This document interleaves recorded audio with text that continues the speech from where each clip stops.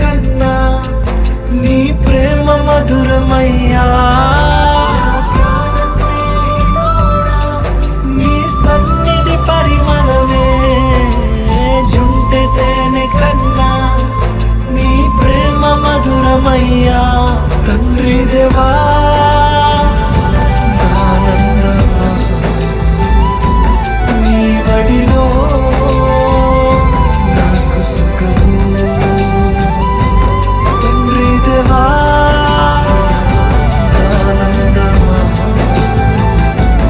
నీ బడిలో నాకు సుఖము. తండ్రి దేవా నా సర్వం నీవయ్యా, నీ ఉంటే నాకు.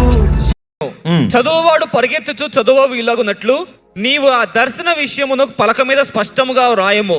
ఆ దర్శన విషయము నిర్ణయ కాలమున జరుగును. సమాప్తమగుటకై ఆతురపడుచున్నది, అది తప్పక నెరవేరును.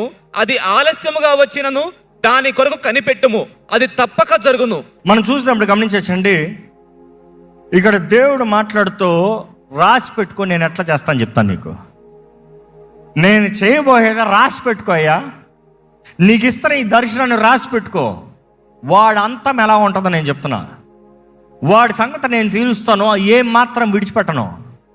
మీకు తెలుసా అండి, అపవాదికి సాతానికి అంతం ఆల్రెడీ నిర్ణయించబడిందని తెలుసా? తీర్పు రోజున సాతాను లైన్లో నిలబడ్డు తెలుసా? ఆ ధవళ సింహాసనం ముందు సాతాను వచ్చి ఆడు అనుచరులందరూ లైన్ కట్టి నిలబడరు. అప్పుడు వాడు ఏం చేశాడో లెక్కంతా తీసి సెటిల్ చేసేది ఉండదు.